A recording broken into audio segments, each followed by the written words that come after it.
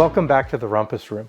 Today we're talking about something small that claims to make a big difference. The IsoAcoustics GAIA III speaker isolation feet. Now before we get into it, a quick reminder. None of the gear in this video is sponsored. No one's paying me. So there's no trade of product for a positive review. And these are just my ears, my room, and my impressions. All right, the GAIA III. They're the smallest footprint in the IsoAcoustic GAIA line, designed for floor-standing speakers or subwoofers up to 70 pounds per set of 4. Think of them as replacement feet for your speaker. Instead of spikes, you screw these in, drop the speaker back down, and they handle the job of managing vibrations between the speaker and the floor. So how are the GAIA IIIs built? Let's start with the construction, because the IsoAcoustics isn't just selling fancy rubber pucks here. Each GAIA III is a machined metal housing in a dark chrome finish. Inside that shell is a proprietary isolation material, basically a tuned elastomer system, with the top and bottom isolators working around an internal insert. The design is directional. The logo should face either towards you or directly away from you, lining up with the front and back motion of the drivers. Underneath the bottom section grips the floor. On smooth surfaces, it acts a bit like a suction cup, and on textured floor, it's more of a high friction pad. The idea is to couple strongly to the speaker, decouple from the room, and control how energy flows between the two. Now, some third-party testing. I thought I'd bring a bit of that into today.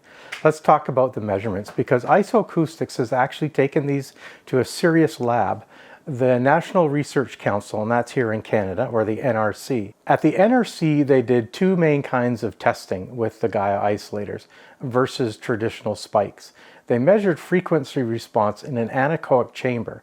They measured a speaker with spikes, and then they put the GAIAs on and made measurements there.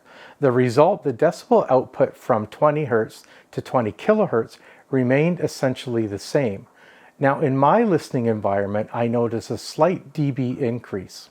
The second test was measuring vibrations.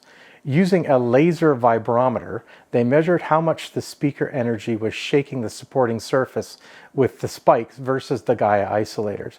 Now, the result, the velocity of vibrations in the floor was significantly lower with the GAIA isolators, and the vibration curve was smooth across all frequencies. They even compared the GAIA isolators to suspending the speaker on bungee cords, and the vibration reduction was in a similar ballpark, which was kind of wild. Several reviewers have referenced this same NRC data. So on paper, we've got the same acoustic output, but less mechanical energy dumped into the floor and the room. Now, what does all this lab stuff mean in a real room? When your speakers are hard coupled to the floor with spikes, low frequencies don't just go up in the air, they launch mechanical waves into the floor. Those waves travel into the walls and racks and shelves, and sometimes even your neighbor's ceiling. Anything in that path, like your amp or your DAC or streamer turntable, your tube gear, is now riding along on top of extra vibration. The NRC tests show the GAIA isolators dramatically reducing how much energy gets into the supporting surfaces. So in practical terms, and in my listening notes, I'd frame it like this. Less smear from the room itself joining the party. Racks and source components don't get shaken as hard by bass hits. And with very sensitive gear like turntables and tube amps, or DACs with less robust chassis design, even modest reductions in vibrations can lower the mechanical noise floor. To be fair, there isn't a ton of published lab data specifically on what happens inside a DAC or streamer when you use the GAIA isolators under the speakers. That part is more about mechanism and listening impressions than published graphs. But the chain is logical. Speaker, floor, rack, and then electronics. If you reduce the first transfer, speaker to floor, the rest of the chain has less to deal with. So what did I hear at lower listening levels? Most of the marketing for isolation talks about big dynamics, so huge bass and all that kind of fun stuff. Honestly, where I find the products like the GAIA IIIs most interesting is at low to moderate listening levels. Now with my speakers, the Totem Bisons on the GAIA 3s, here's the kind of change that I experienced in my listening environment. Number one, imaging and focus. Center vocals tend to lock in more firmly.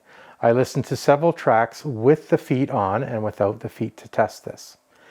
Music moving across the soundstage felt smoother, a little less blurred. Reverb tails, especially in the live recordings, feel less vague and more intentional. Secondly, a micro detail at low volume, and this was a big one in the rumpus room. When you're listening quietly, room noise and mechanical ambient noise can mask fine detail. With less vibration pumping into the room and the racks, little things like brushes on cymbals, decay on piano notes, subtle backing vocals tend to hang on in the air a little bit longer. You don't have to crank that volume as much to get that kind of engagement. Thirdly, bass articulation versus just more bass in the room. Backed up by the NRC work, the GAIA 3s shouldn't be changing the fundamental bass quantity. Subjectively though, bass often feels tighter. I notice notes start and stop more cleanly. Kick drums and bass guitars separate more clearly, especially in complex mixes. Number four, floor and room behavior. On suspended or lighter floors, you often feel bass through your feet or hear little rattles in doors and picture frames. With the GAIA 3s under the appropriate speakers, that kind of structural noise drops noticeably. So what you hear is more speaker and less building.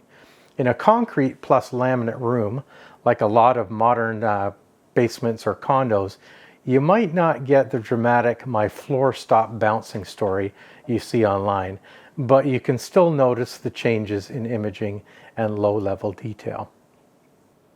All right, let's do a quick pros and cons rundown for the GAIA 3s specifically. The pros, real repeatable engineering behind them. The result of the NRC testing was what I experienced in the rumpus room, showing reduced vibration in the floor without altering the speaker's frequency response. Secondly, improved clarity and openness. Multiple third-party reviewers and IsoAcoustics' own description mentioned more clarity, depth, and soundstage stability, and the mechanism lines up with that. That's exactly what I experienced. Thirdly, directional controlled isolation. They're not just soft feet. They resist lateral movement and are tuned to work with the speaker's motive forces, not against them. Number four, build quality and ease of use. Machined housing, included thread adapters, relatively simple install, screw out the spikes, screw in the GAIAs, align the logos, and place the speaker back into its original position. Now the list of cons, and the first one being cost. They're not cheap for just feet. For smaller, more budget-conscious systems, that money might go further on speaker upgrades, room treatment, or better sub. Secondly, weight limit and matching. The GAIA 3s top out at 70 pounds per set of 4.